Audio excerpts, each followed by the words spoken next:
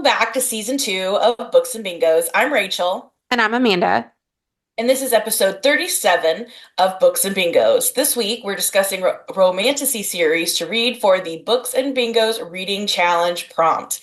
This year, we're hosting our own Books and Bingos 2025 Reading Challenge. You can find this board on our website.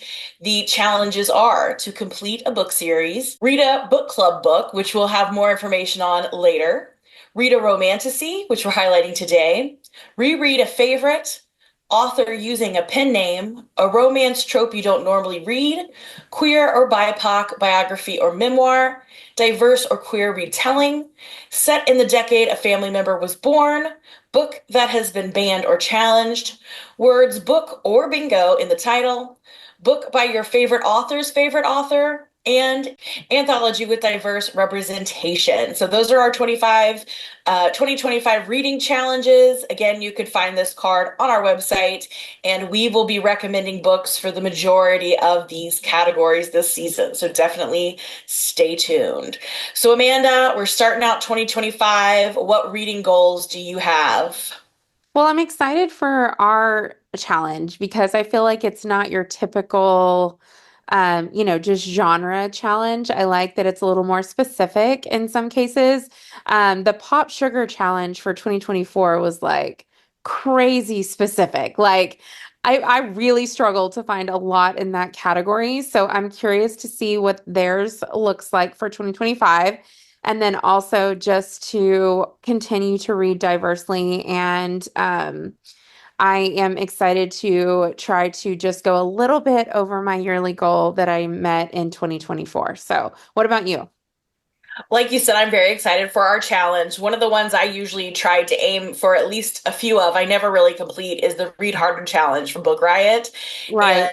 one of their big focuses is to kind of just spread your reading out a little bit, read a little bit more diversely, read a little bit more widely than you normally do. So I think we have a lot for that as well, which is exciting. As you mentioned too, it's always just to read a little bit more. My goal is always typically around trying to get at least like 100 books read in a year. And sometimes I make it and sometimes I don't. But I will say this podcast does keep me going. So I was we'll gonna probably say, make it. there's no way you're not making it this year. Right? Yeah. So I'm hoping everybody has a fantastic 2025 reading year. And to help start that out, we're bringing you some romantasy recommendations that'll work for our reading challenge. So, Amanda, tell us about your first romantasy. So, romantasy is actually a genre that's kind of blown up over the last couple of years. If you're unfamiliar, it is basically a romantic fantasy book, generally using like high fantasy, but it doesn't have to be. And I am not a huge fan of fantasy in particular. However, I do enjoy romance. So, these were not difficult to get into. I actually my first pick is Belladonna by Adalyn Grace. This series is fantastic and the covers are just stunning. I want to live in them. They're amazing. It is a three-book YA romantasy series with a novella releasing in 2025. It follows Signa, who was orphaned as a baby and shuffled between guardians who only cared about the money she brought with them from her dowry. Now at 19, with all of her guardians having died off, Signa is being sent to live with her cousins, the Hawthorns. When she gets there, she's thrust into a grieving family with one of them on death's door. Filled with the strong suspicion that her cousin is being poisoned, Signa creates an alliance with death to help find the killer before they strike next against her cousin. So, if you know me at all, you know that I love The Invisible Life of Addie LaRue, and that actually is a romantasy in and of itself. But it has very strong Addie vibes. So, that already I was in and I was here for it. I can't give more than that on the explanation because there are books two and three spoilers. I did read the entire series. But start this one and see what you think. This was actually suggested to me by a student for like over a year. She would bug me about reading this, and I was like, girl, I don't want to start a series where the third one isn't out yet. And so it finally released, Wisteria released in September. And so I got all three, and then I knew we had this challenge coming up. And so I made sure and read them, and I'm like kind of kicking myself that I didn't read it sooner. I was obsessed. I read them in like a day each. It is part fantasy, part romance, part historical fiction, part mystery. And there is this huge twist at the end of book one that I did not see coming. And it made me just like dive into the next two. And I think I read those two in like a day and a half. So the content warnings for this will be poison, murder, blood, death, emesis, abusive guardian, neglect, fire, death of a parent, grief, gore, self-harm, suicide ideation, chronic illness, confinement, bullying, and infidelity. And I tried to go through all three books on those. The bingo squares would it book three is actually a 2024 release. Romance square would work for this, romantasy, obviously, and it is written by a female author. Yay! And our new bingo card is starting. So definitely make sure you grab the new bingo card. It is pink and it has the dates January 2nd through March 31st on the top. So Romantasy and female author are some of the new ones on this bingo card. So my first pick is An Ember in the Ashes by Sabaa Tahir. This is a four-book YA Romantasy series with a spin-off duology that just started. The Air, the first one in the duology, just came out. My elevator pitch that I give this book for the kids is always we have a girl that goes undercover in a school for assassins to save her brother and eventually teams up with one of the soldiers who's looking for a way out. And that is basically it in a nutshell. It's a very dystopian setting where there is a pretty intense class system that seems to be based on race, where order is kept through fear and violence. And it is very violent. So please know that going in, all of the violence. But if you can stomach that, it is a fantastic book. I loved so many of the characters, even the ones I don't like. I really don't like them. So I mean, it's just a very powerful, visceral reaction to all the characters and all the events and some of the plot twists. Oh my God, it's so good. But I literally have only read the first two because now I am terrified of finishing the series because I feel like I know in my bones what's going to happen and I'm not ready for it. So I'm still holding off, but one of these days I'm going to start back at number one and I'm going to read all the way through and finish it. It may kill me, but I'm going to do it. So, content warning for violence, slavery, death, rape, sexual assault, torture, death of a parent, etc. Definitely check the warnings if you have sensitivities because this is going to be one you want to be sure of before you read. For bingo, it will be a BIPOC woman rep, our author, a romance, romantasy, and female author. Yeah, I got an advanced copy of Air, not knowing it was a spinoff of this.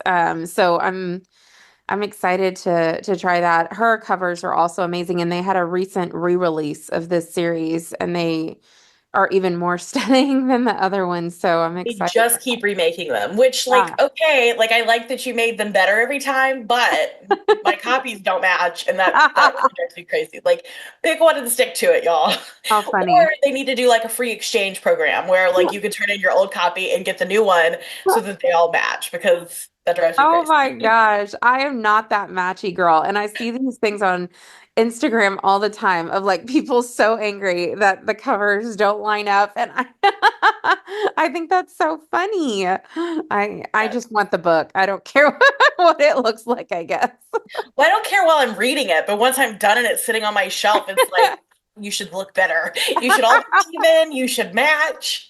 Oh, that's funny. My second pick is the Defy the Night series by Brigid Kemmerer. This series follows the world or the city of Kandala, and it is in danger of falling due to the outrage happening by its people. People are dying of this fever, and there's no rhyme or reason to it. They can't figure out why they're dying, and why some people do and some don't, and that it's not like contagious. But the only thing that cures this sickness is the highly sought after moonflower.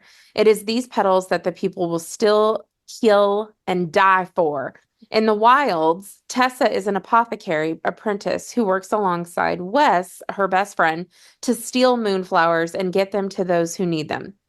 But in the palace, King Harriston and his brother Prince Coric are also trying to get the healing petals distributed evenly among the citizens, despite the fact that the commoners see them as evil and unfeeling. When the rebellion starts to rise, Tessa tries to make a difference within the walls of the palace, but she worries she may not be able to. Again, when you read a whole series, it's hard to give like a summary without spoiling anything, because I don't want to give too much. Um, but it is not at all what I thought this book was going to be. If you've seen the cover of it, for some reason, I thought it was going to be sci-fi, and I actually didn't pick it up because of that. Not that fantasy would have been that much more of a draw for me, but honestly, actually, this has very little fantasy in it as well. It is set in a world similar to our own, but it's in like the medieval times. So really, there wasn't a whole lot of magic and stuff like that happening. Megan Lally, who is an author that writes thriller books, I was at a dinner with her at the Texas Library Association conference, and we were talking about Brigid's books, and she was telling us how this series is the favorite of all of hers, and that we had to read it, had to read it. So when you get like that kind of a recommendation from another author, it's like, yes. So I picked it up and I am so glad I did. It's three in this series. They're all out. I actually recently recommended it to another librarian friend of mine who was like, yes, where has this been all my life? So definitely a hit, a sleeper hit. I'm sure other people that are more into fantasy have probably read it, but definitely for those of you who haven't, don't let the fantasy part kind of scare you on this one, because it is just more of like set during the medieval times. The content warnings would be death, illness, torture, violence, alcohol, murder, parental deaths recounted, confinement, body horror, fire, war, rebellion, kidnapping, injury, blood, abandonment, sexual assault, emesis, drug use, genocide, and panic attacks. And again, those are for all three books. The Bingo Squares would be a 2024 release for the third book, female author, Romantasy, and romance. Fantastic. I haven't gotten into this series yet. I read the other one, which now the name is escaping me. What's the first one of the other series? That's a great A Curse So Dark Oh, and yes. Lonely? Is Yes. that it? And it's like Okay. a Beauty and the Beast retelling. Yes, yes. I don't know. I have a hesitation with like those like fairy tale retellings, so I kind of put it off forever. And then when I read it, I loved that book. So Yeah. I'm definitely interested in more of what she's writing. So Yeah. this is good to hear. She has a new series coming out soon, and I'm already like on it. Like, I feel like she's going to be a new author that I just automatically read her stuff. So I'm excited. Nice. My next one is Caraval by Stephanie Garber. Again, this is one that I felt like a little hesitant to pick up because I'm not super into some of the fantasy, and I don't know. It just didn't seem like my thing. But oh my gosh, I think I've read it like four times since then. It is a YA romantasy trilogy with a spin-off series, I believe, that's connected.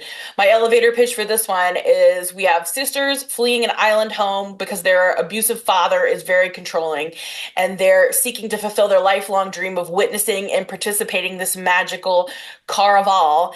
It's like a magical carnival festival created by the one and only Legend. He's this magician that can create these entire elaborate events, and it's mesmerizing. I love this. Like I said, I've read it multiple times. I still have yet to finish this one as well because I'm just scared. I do resist finales because I'm like, I'm not ready. I'm not ready. So I'll just go back and reread book one and two. Haven't The made it to the last third one one is yet. actually called Finale. That's I hilarious. know. I know. But that's just it. It's like, nope, I'm not ready. So we'll just hold off on that one. But it's fantastic. I think the first one in the series, well, obviously I don't know my opinion on the third, but I really, really like this first one. Like I said, I've reread it multiple times. I think the magic element is so visual. It just seems like this amazing little festival that is just colorful and magical and just so interesting. It's got a lot of interesting rules and setups. And I really, really love the little couple that we get created. I won't tell you necessarily who the couple becomes, but the main character's name is Scarlet, and he keeps calling her Crimson because it irritates her. And every time it makes my heart like pitter patter. I just love it. It's so stinking cute. And this one's a little bit more on the lighter side. There are still some content warnings for abuse, child abuse, suicide, murder, blood, sexual assault, and kidnapping. And bingo squares would be romance, romantasy, and female author. I don't know if you know, but there's going to be a fourth one, but it's like a novella. It's a holiday novella coming out this year called Spectacular.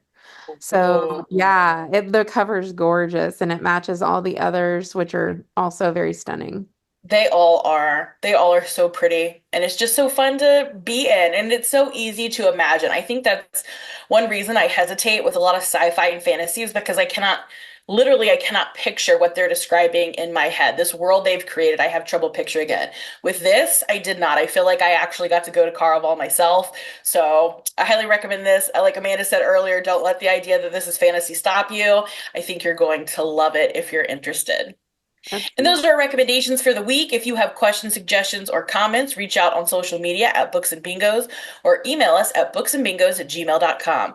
Thanks for listening and join us again next week when we'll be recommending books from our favorite genres. Happy reading!